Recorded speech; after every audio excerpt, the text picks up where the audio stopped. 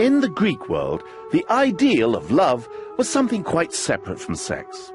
At the same time, sex was nothing to be ashamed of, and the body was something to be celebrated. The Jews, on the other hand, had started to believe that it's right and natural to be ashamed of your naked flesh. And eventually, of course, the classical and Jewish worlds come together. Hello, Christianity. The history of sex and love was about to be totally transformed. The pagan world saw the business of fertility, sex, and the renewal of life as the vital connection between the gods and man. Christianity, in the early days, presented itself as anti-paganism. So being anti-fertility and anti-sex wasn't an accident. It was fundamental to Christianity. This is the Greek city of Corinth. It's a quiet place now, but a couple of thousand years ago, when it was part of the Roman Empire, it had quite a reputation. When Greeks referred to a prostitute, they called her a Corinthian girl. And one expression for a pimp was a Corinthian businessman. She's a Corinthian meant, oh, she'll go with anyone. By putting control of sex at the heart of his religious message, Paul wrapped his own particular views on sexual behaviour in the moral authority of the creator of the universe, and he made it stick. Where's the temple of Aphrodite now? There's hardly a stone of it left. Thank you, St. Paul. Before Christianity, there'd been no such thing as a thought or feeling that needed a priest's forgiveness. The idea of sinfulness just did not exist. By the 4th century AD, the Church was claiming that if you confessed your sins to a priest, he could forgive them. The power that this conferred on the priest meant that from then on, they were going to control our attitudes to sex. Is it a bird? Is it a man? Oh, not exactly. The Romans had never before thought of the phallus as something shameful. Images like the flying phallus were a kind of comic lucky horseshoe. But now the Church had taken the Adam and Eve story, built up a profound sense of shame over private parts, married that to the Greek idea of pure love, and added the idea of sin. People all over the world had once believed that the sensual, sexual power of the gods made the world alive. Sexual love was literally divine. The Church was determined to destroy that link, and along with it, paganism itself. And of course, the destruction of paganism meant that Christians would replace pagan priests at the centre of power. The antipathy to sex of the early Christian authorities was so complete, it even extended to the whole idea of marriage. Marriage is a moral crime, more dreadful than any punishment or any death. Marriage is a crime against God, a prostitution of the members of Christ. It was certainly a novel approach. Sexual love had once linked mankind to divinity, but now in Christianity it did the opposite. Sex cut you off from the love of God. Well, of course, that should have been the end of the history of sex and love and everything else. But the world didn't end, and life went on. And so, of course, did sexual passion, even amongst Christians. The Church imposed restrictions. Obviously only one partner, and not quite so obviously, only one position, man on top. No sex on holidays, or fast days, or without your clothes on, or in church. Oh, and you mustn't enjoy it, of course. But while Christianity succeeded in imposing its radical antipathy to sex on most of Europe, paganism, the religion of the temples, was still flourishing elsewhere.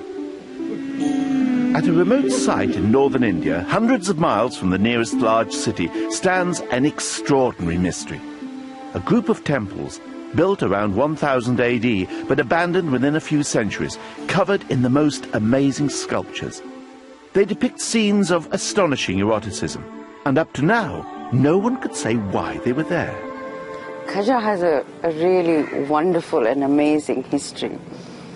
It was rediscovered by an English officer in 1838. There were monkeys that were inhabiting the temples, and everything was deserted. the story that he creates is that it hadn't been in use for 700 years. He said he clambered up the temples holding the leg of one god and the hand of the other, and he climbed up to the top. He was shocked when he found the erotic sculptures.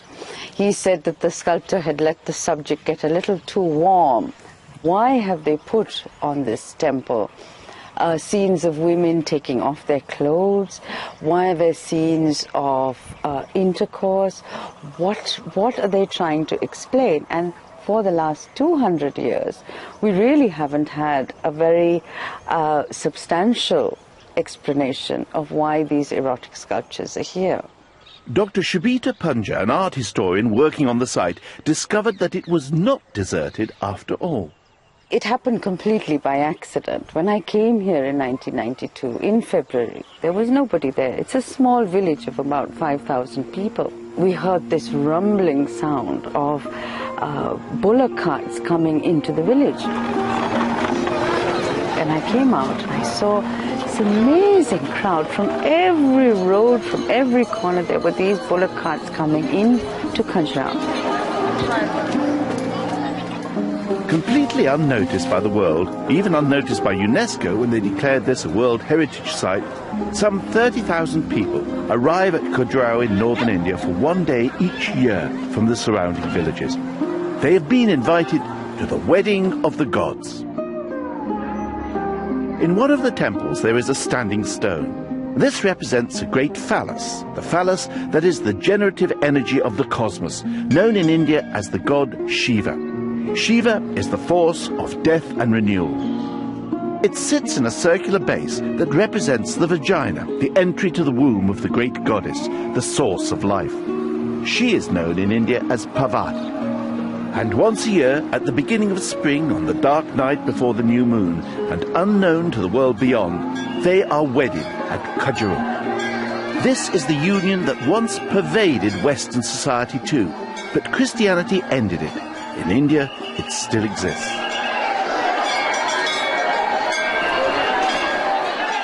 This is the very heart of ancient belief, rarely seen by the outside world.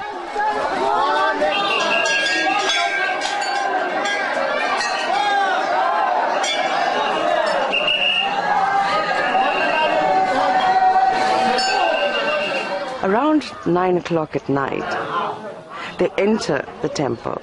Once the prayers are over, the occasion is to bathe the bridegroom with great affection and love, like they're bathing a human bridegroom. They bathe it with milk, with yogurt, with whey, with clarified butter, and all the products of the holy sacred cow. They dress it with a loincloth and garlands. They anoint his head, and then they say, now the bridegroom is ready to get married.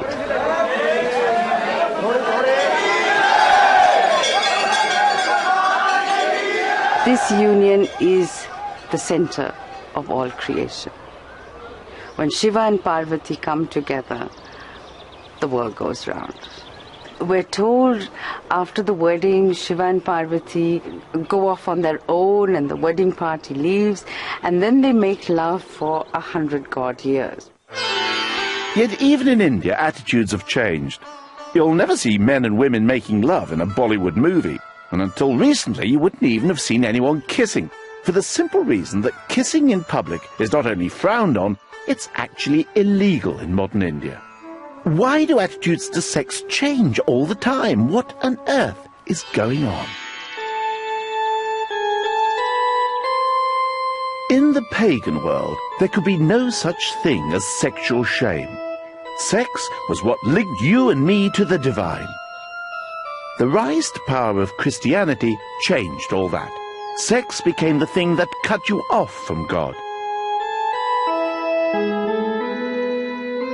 Disapproval of sex helped Christianity to define itself as distinct from paganism, and at the same time it provided the priesthood with a means of control that was all-pervasive.